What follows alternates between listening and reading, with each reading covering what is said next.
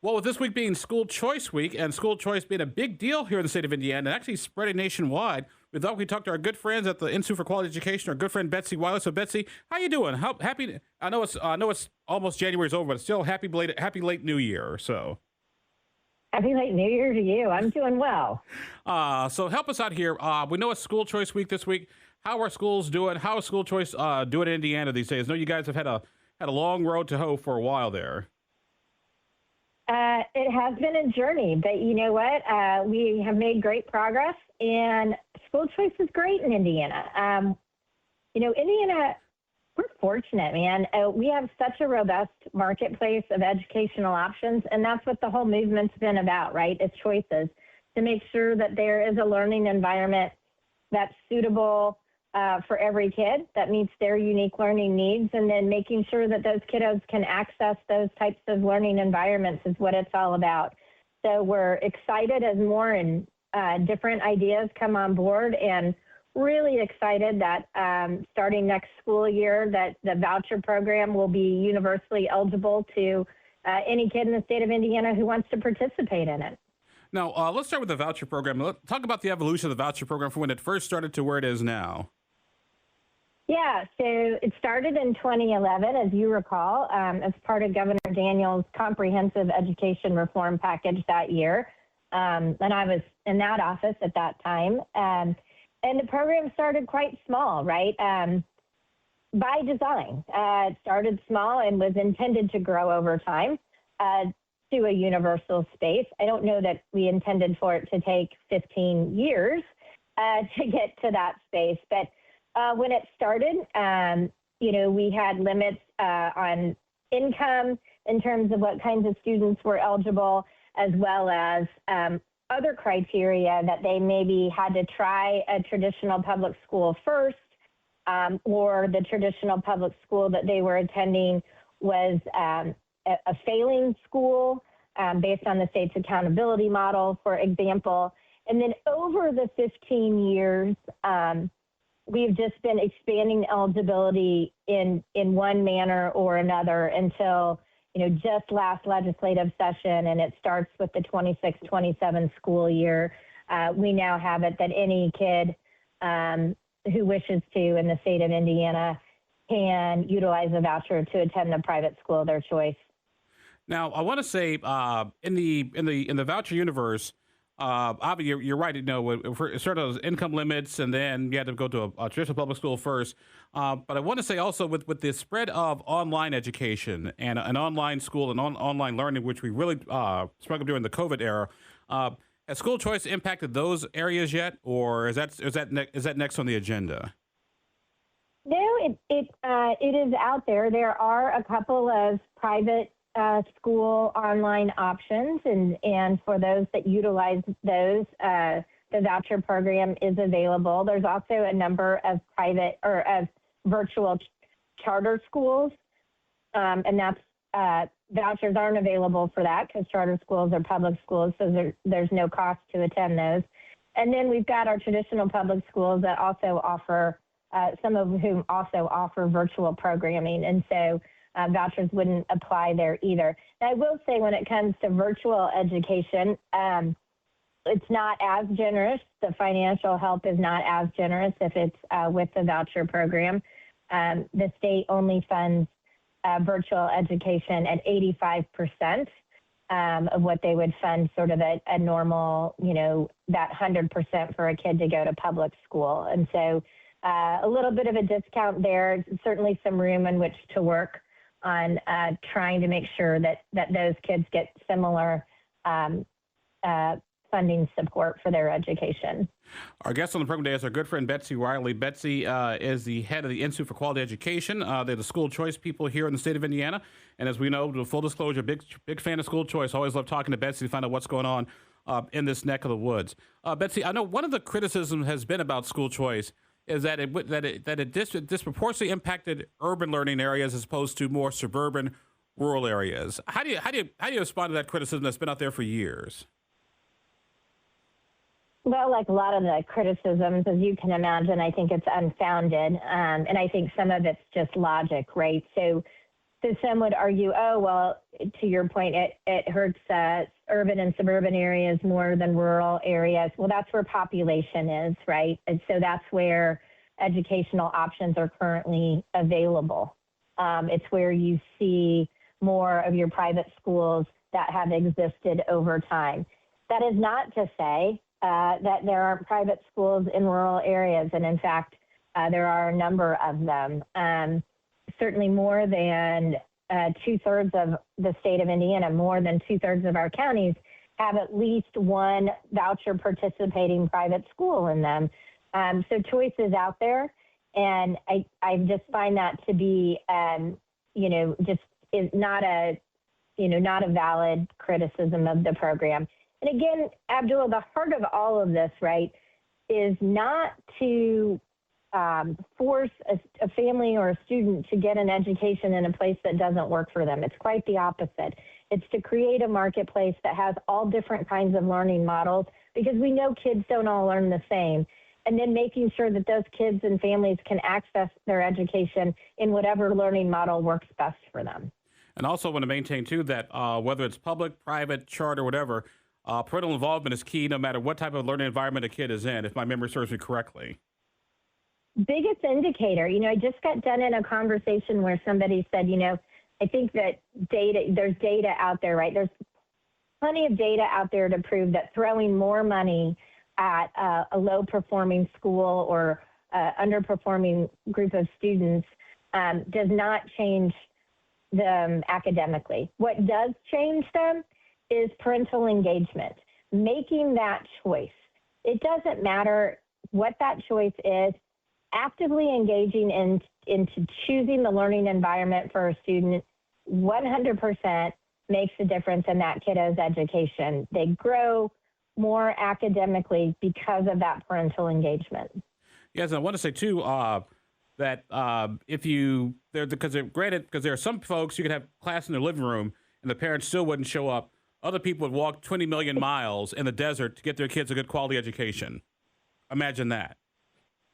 Yep, it's true. And, that's not because those that, as you said, might not show up in their own living room don't care, right? But life's busy. And so the more that we can do to help families understand their choices, to remove barriers, to make it easier for them to engage and get their kiddo in the best learning environment for that individual child, the better off we will be. We understand that parents are busy. So not just having a robust system, but one that's easy for families to navigate is important and something that we continue to work on. Our guest in the program today, Betsy Wiley. Betsy is with the Institute for Quality Education, the big school choice people here in the state of Indiana, and I'm a big school choice fan, so I always enjoy talking to Betsy and my friends in the school choice community. Bets, when you said in a universal voucher system, I always want to get your thoughts on this. Obviously, right now, the kid enrolls in a private school. The voucher can go to the private school, but what about whether it's public or whether it's charter? Can the kid get a voucher for that, or is maybe the next step to just basically change the way we totally fund education? We give parents that $15,000 check that they sort of sign off on the school of their choice, almost like the soybean checkoff thing on your tax form. Do you want this to go to this school or this school or this school? So currently, right, in the voucher program, a family can only receive a voucher and direct it to help them pay tuition and fees at a participating private school. Our charter schools, which are public schools, our traditional public schools are quote unquote free to the family because they're all 100% taxpayer funded. You raise an interesting idea. One of our other good friends, Robert Inlow, who runs EdChoice, formerly the Friedman Foundation, would love to see a model. I don't know if it's so much you give the parent that $15,000 scholarship and say direct it to the school of your choice, no matter what kind. But he'd love to see a parent at least have to make that choice of school regardless of what kind, even if it's the public school in which they live. Because again, that parental engagement makes a difference, right? Just getting them to focus long enough to say, I picked that. And I think to your point, if you ever got to a system where you said, well, here's the amount of money that we as taxpayers put towards your child's education every year. You direct it. You tell us where you'd like it sent on your child's behalf. I certainly think that would be an interesting place to see things for sure. Hey, just throwing an idea out there to my school choice friends. So there we go.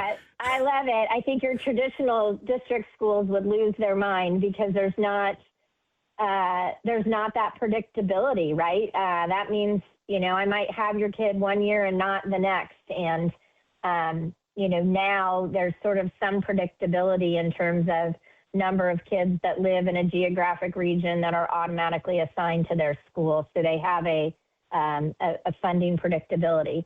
But I don't think that that's a reason to keep it. I love dollars following the student. Indiana historically is a state and where dollars follow the student. We believe in that very strongly, and have made great strides both for private school students and charter school students in that space. And your idea, your suggestion would be taking that, one step further, and I like it. I like it. Betsy Wiley with us, she's with the Institute for Quality Education, the school choice folks here in the state of Indiana.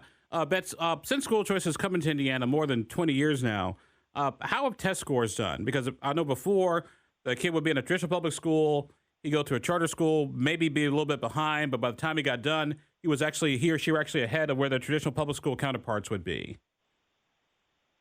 Yeah, so a couple of facts around academic performance in a choice world. One that we're seeing is all boats are rising, right? Not surprising. You bring competition into the marketplace and everybody has to get better because you're competing for the same people. And so we're seeing academic growth in all types of our schooling models. A recent example, right? The 5% growth across the state in passage for iRead. Tremendous, right? Largest in our state's history. And so all boats are rising. But what you do see in schools of choice in places like charter schools overwhelmingly, not all, but the vast majority are outperforming their traditional public school peers, right? Where did those kids come from, and then how are they performing in the charter school? And they're doing better. Same with non-public school kids. A kid may transfer over from their traditional public school into a private school, and there is some data that would suggest a little bit of a learning curve, a small slip in maybe the first year. Some of that is cultural, right? Some of that is having to learn that, we expect you to do your work. We expect you to come to class.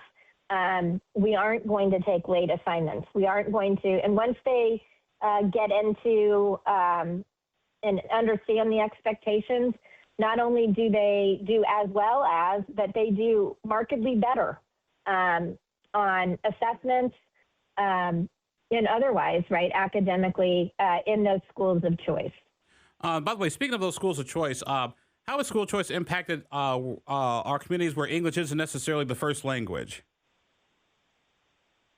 Another great question.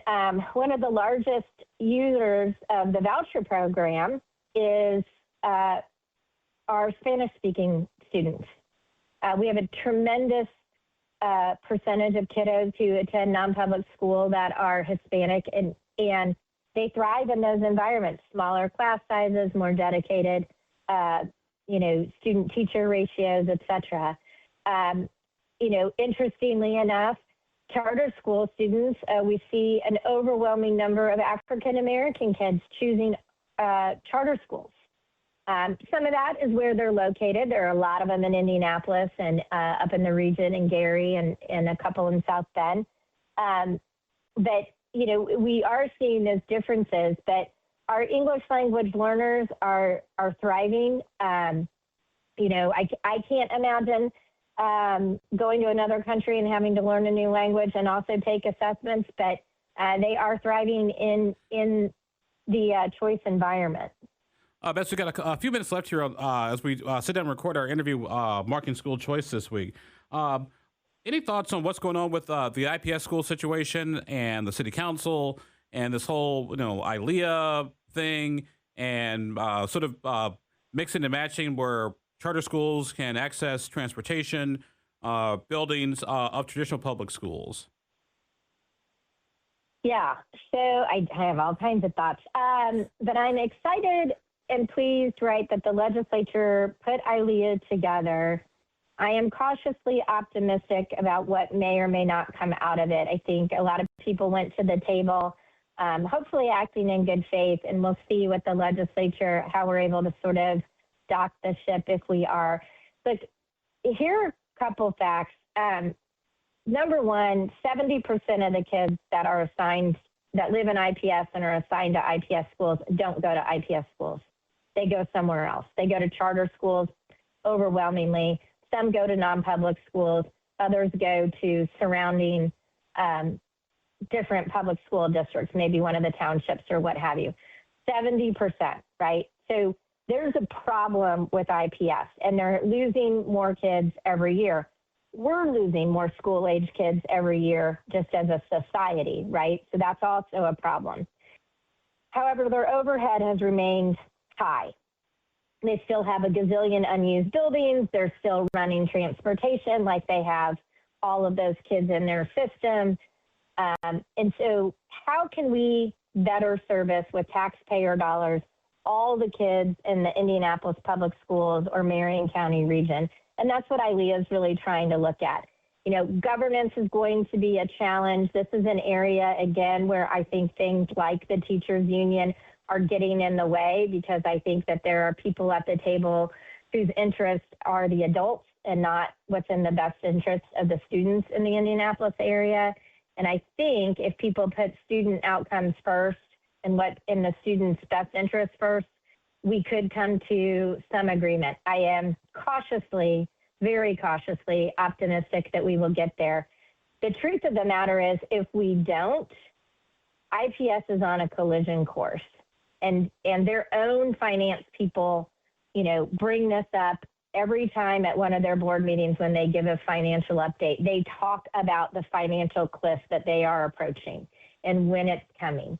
And so either something changes and something positive comes out of something like ILEA, and we start to partner, the district starts to partner with charter schools and other schools that parents and families want, or they're going to find themselves driving off of a cliff. And I don't know what happens to the district at that point. And everybody wants to make sure that we have a thriving IPS district.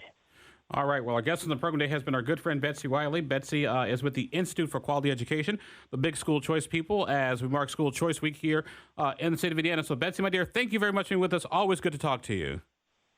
Thanks for having me. Happy School Choice Week, Abdul.